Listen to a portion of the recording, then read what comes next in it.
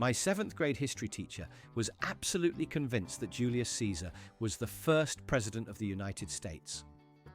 A student tried to correct him, saying it was George Washington. The teacher got angry, sent the kid to the principal's office for being disruptive, and spent the rest of the class explaining how Roman numerals on the dollar bill proved his point. He was not joking in the slightest. In my college physics class, the professor tried to demonstrate inertia by pulling a tablecloth out from under a full dinner set. He revved himself up, yanked the cloth, and sent about 500 ton worth of plates, glasses and silverware crashing to the floor. He just stared at the mess for a moment, then calmly said, "And that is what happens when you apply too much friction." Class dismissed?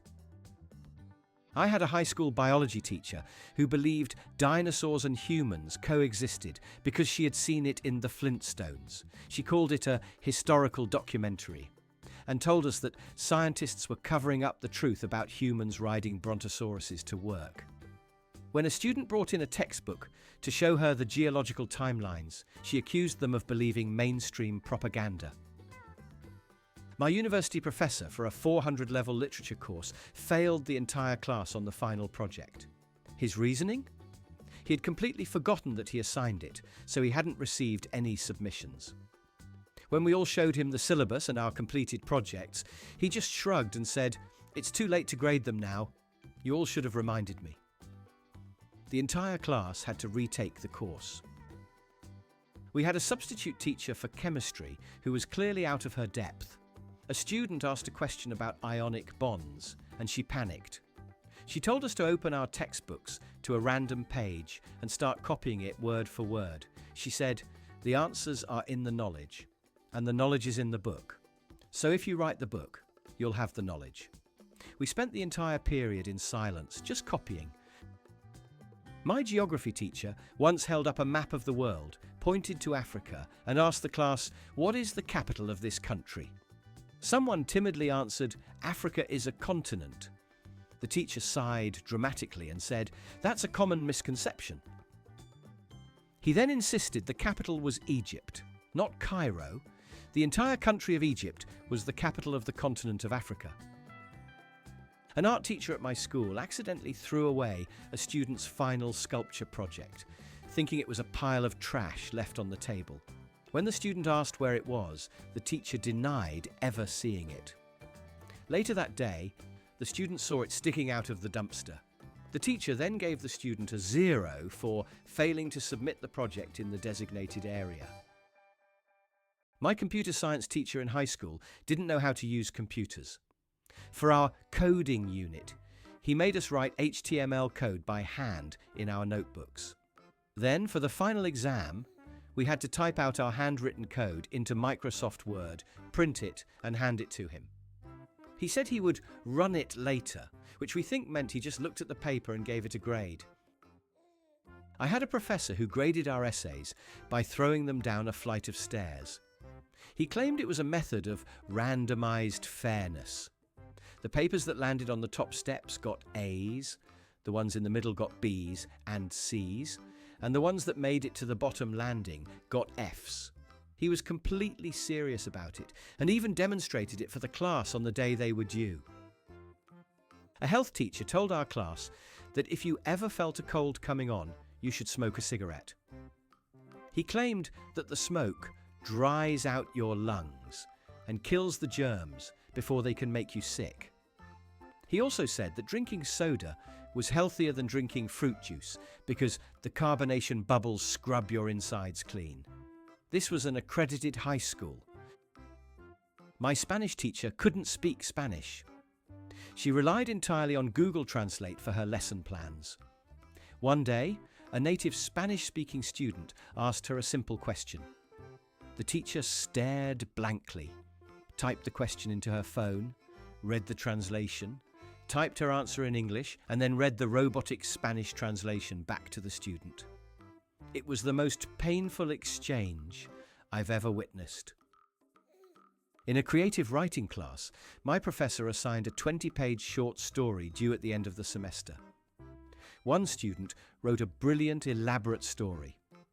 The professor gave him an F and wrote a single comment on the paper: "I don't like stories where the main character's name is Kevin." The student's name was not Kevin, but the character's was. That was the only feedback. My PE teacher was so lazy that he conducted our entire track and field unit from a golf cart. He would drive onto the field, park in the shade, and yell instructions through a megaphone while eating a bag of chips. If you didn't run fast enough, he'd drive up behind you and honk the horn until you sped up. He called it motivational coaching. A college philosophy professor's final exam consisted of a single question on the board: why? He told us that our grade would be based on the profundity and courage of our answer. I wrote a 10-page essay on existentialism and got a C. The student who got an A simply wrote "because" and walked out of the room after 5 minutes.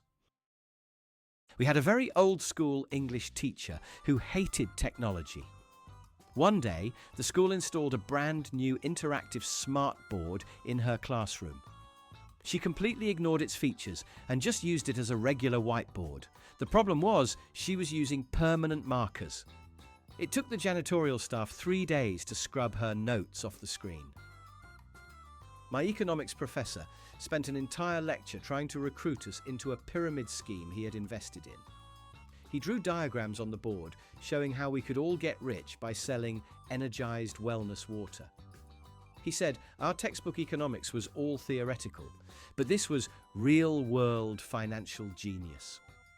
He lost his job a week later after a parent complained. A history teacher at my school was a huge conspiracy theorist. We were supposed to be learning about the Civil War, but he spent 6 weeks on the theory that the moon landing was faked.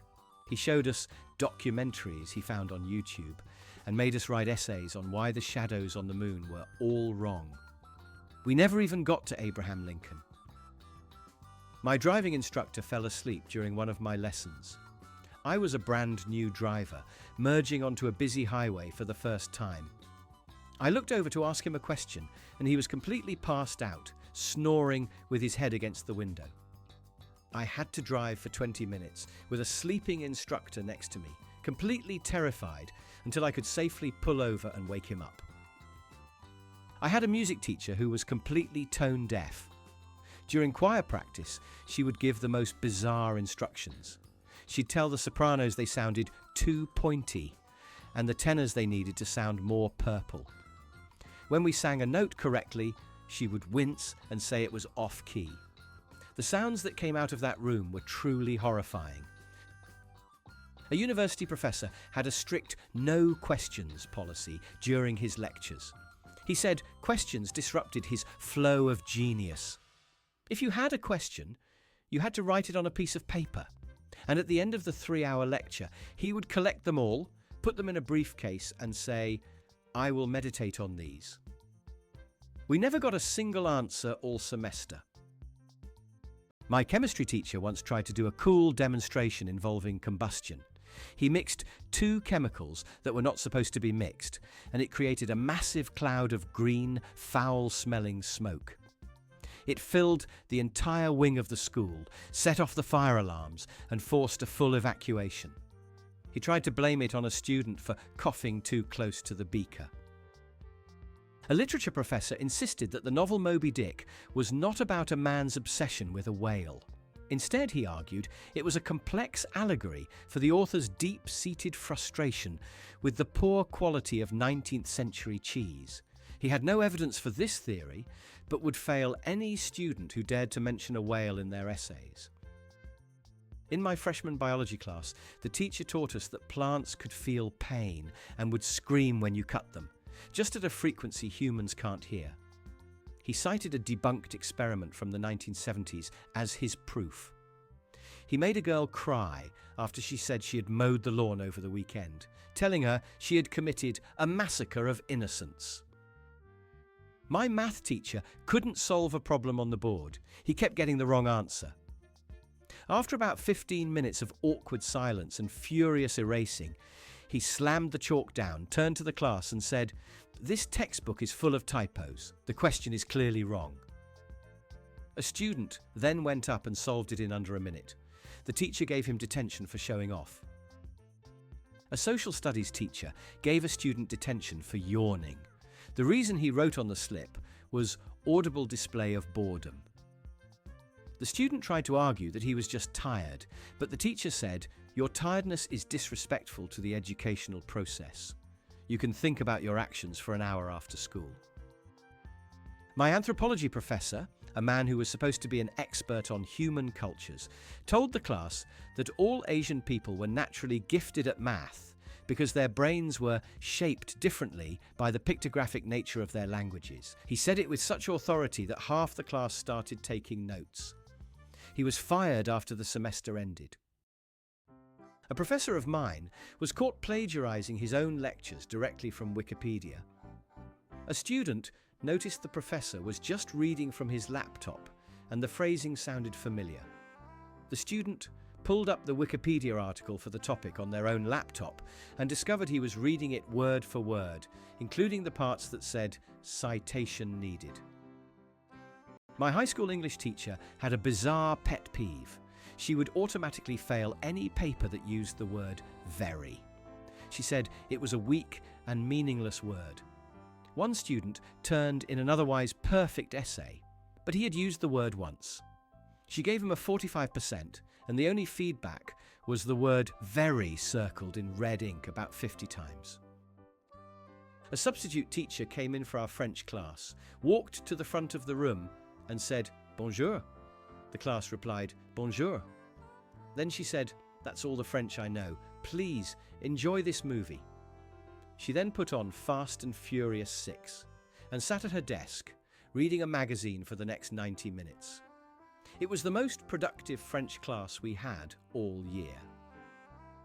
My professor for a class on ancient civilizations spent 20 minutes trying to get the projector to work. The screen was just black. He unplugged it, rebooted the computer, and even called IT support. As he was on the phone complaining, a student from the back of the room yelled, "Take the lens cap off!" The professor silently removed the cap, and the presentation appeared. He didn't speak for the next 5 minutes. A psychology professor gave us a pop quiz where every question was an impossible-to-answer riddle. For example, what is the color of a mirror? When we all failed, he explained that the test wasn't about the answers, but about seeing how we'd react to failure. He said our confused and angry reactions were the real lesson. Our grades were not adjusted. My teacher for a world religions class was a devout atheist who took every opportunity to mock the very subjects he was supposed to be teaching. During the unit on Christianity, he referred to Jesus as a zombie magician. When we covered Buddhism, he called the Buddha a lazy guy who just sat under a tree. It was incredibly awkward and not very educational. I had a film studies professor who claimed to have invented the close-up shot. He told us that before he started making his student films in the 1980s, directors only used wide shots. A student raised their hand and mentioned The Passion of Joan of Arc from 1928, which is famous for its close-ups. The professor accused the student of sucking the creativity out of the room. A teacher at my school confiscated a student's phone for texting in class. As per school policy, he was supposed to turn it into the main office. Instead, he answered a call from the student's mom, pretending to be the student, and had a full, awkward conversation with her about her son's weekend plans before she realized something was wrong. He thought it was hilarious. My college statistics professor had a thick accent, and we could barely understand him. For the final exam, he wrote the questions on the board by hand, but his handwriting was completely illegible. It looked like scribbles. When a student asked him to clarify a question, he just pointed at the board and repeated the question louder in his thick accent, which didn't help at all.